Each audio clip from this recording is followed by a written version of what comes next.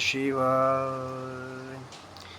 हर हर महादेव। मित्रों, कैसे हैं आप सब? चैनल पे नए हैं तो चैनल को सब्सक्राइब कर लें ताकि हमारे द्वारा बनाई कोई वीडियो सबसे पहले आपको प्राप्त हो। चैनल पे दिखाई जाने वाली वीडियो यदि आपको अच्छी लगे तो लाइक करें, शेयर करें ताकि और भी बंधुजन इस वीडियो में दिखाई जाने वाली जानकारी का लाभ लें। मित्रों, जैसा कि द्वादश ज्योतिर्लिंगों की सीरीज कथा चल रही है, आज बात करेंगे हम उस ज्योतिर्लिंग की जहाँ पे भगवान शिव ने और माँ पार्वती ने दो अलग अलग रूप से स्थित होकर के फिर वहाँ पे भक्तों को अभयदान दिया। आज बात कर रहे हैं नागेश्वर ज्योतिर्लिंग की। तो कहते हैं कि एक बार दारुक नाम का, दारुक वन भी उसको कहते हैं, कि वहाँ पे एक दारुका नाम की राक्षसी रहती थी और उसका पति दारुक भी वहीं पे रहता था। वो जो राक्षसी थी उसको महादेवी का वरदान प्राप्त था, माँ जगदम्बा का, जिसके बल से वहाँ वो राज करती थी, उस वन को कहीं भी ले जा सकती थी। और दारुक जो है उसका पति था, वो भी सताने वाला, जो भी उस वन में जीव आते थे, मनुष्य आते थे, तो उनको तंग करके प्रताड़ित करते थे। तो एक बार सब वहाँ जो आसपास के निवासी थे वो और ऋषि की, या कई कथाओं में और ऋषि की शरण में गए, तो उन्होंने श्राप दे दिया कि यदि भूमि पर ये राक्षस किसी को मारेंगे तो भस्म हो जाएंगे। श्राप दे दिया। तो दारुका ने क्या देखा कि अब यहाँ पे अगर हम किसी को मारेंगे, चाहे वो देवता हो मनुष्य, तो हम भस्म हो जाएंगे श्राप की तरह। तो अपनी नगरी को वो समुद्र के बीच में ले गए।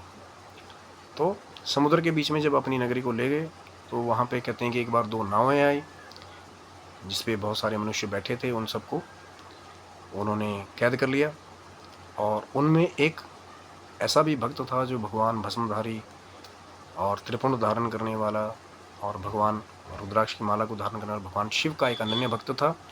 उसको भी साथ में कैद कर लिया उन्होंने, और वो सारे दल का सरदार था। तो जब उनको कैद कर लिया गया तो वो सब वहीं पर ही जाकर के कारागार में बंदी हो गए, राक्षसों को प्रताड़ित करने लगे। तो देवताओं और ऋषियों ने देखा कि ऐसे तो कल्याण होगा नहीं, तो मनुष्यों का अब इनको भूमि से भगाया गया तो समुद्र में जाके लोगों को यातनाएं देने लगे।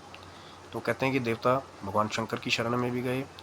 शंकर जी ने कहा कि मैं जल्द ही इस राक्षस का वध करूंगा और अपने भक्तों को अभयदान दूंगा। आप जाकर के सिर्फ मेरी मंत्र दीक्षा जो है, वो जो मेरा प्रिय भक्त है उसको बताइए, वो वैसे पूजन विधि करे तो मैं शीघ्र ही प्रकट होऊंगा। तो भजन की जैसी विधि शंकर जी ने बताई थी, देवताओं ने जाकर के शिव जी के भक्त को जाके जेल में बताई। वो फिर वैसे प्रकार से भगवान शिव जी का नाम जप और भजन करने लगे।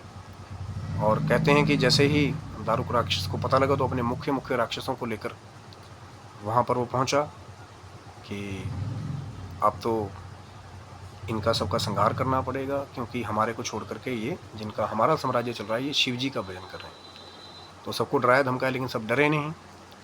और जैसे ही कहते हैं कि मारने के लिए वो आगे बढ़े शिव जी के भक्त को, तो एक दीवार विग्रह से 4 खंभों वाला एक शिव जी का सुंदर मंदिर प्रकट हुआ। उसके बीच में शिव जी का लिंग प्रकट हुआ और उसमें से शिव जी स्वयं प्रकट होकर के फिर सबको, कहते हैं, एक ओंकार से ही भस्म कर दिया।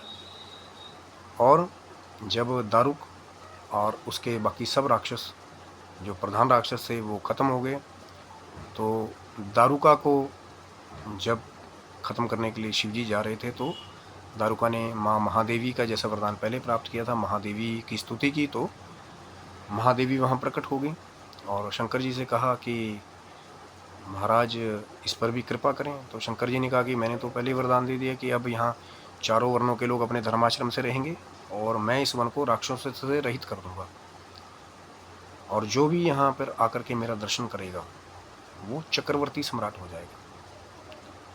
कि भविष्य में मेरा एक ऐसा भी भक्त आएगा जो महासेन, वीरसेन, फिर उनका पुत्र यहाँ पर आके मेरा दर्शन करेगा तो वो चक्रवर्ती सम्राट हो जाएगा।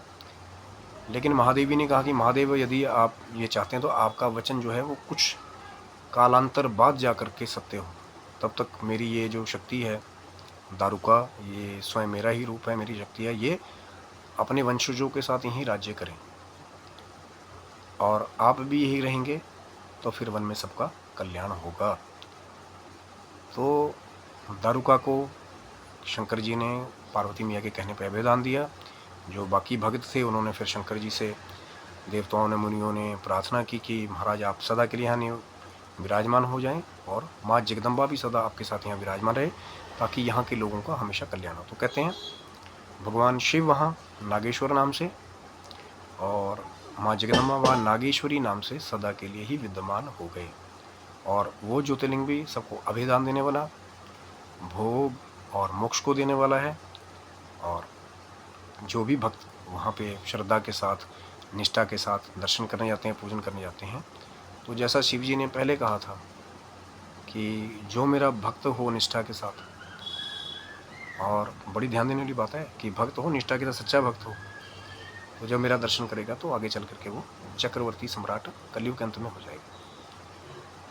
तो ऐसा महान यश देने वाला ये नागेश्वर अवतार भगवान शिव का और नागेश्वरी माँ जगदम्बा का, जहाँ दोनों ने ही अपने भक्तों की लाज रखी। और कहते हैं कि इसके दर्शन से, स्मरण से भोग और मोक्ष जल्दी सुलभ हो जाते हैं। तो ये थी मित्रों कथा नागेश्वर ज्योतिर्लिंग के बारे में। आशा करता हूँ कि आपको वीडियो अच्छा लगा होगा। यदि अच्छा लगा हो तो ज़रूर लाइक करें, शेयर करें, चैनल को सब्सक्राइब करें, ताकि जो बाकी ज्योतिर्लिंगों की कथा रहेगी उसको भी अपने चैनल पर जब हम लाएँ तो वो आपको प्राप्त हो। तब तक के लिए आप स्वस्थ रहें, मस्त रहें। भगवान शंकर की कृपा आपके समस्त परिवार पर बनी रहे। ओम नमः शिवाय। हर हर महादेव शंभु।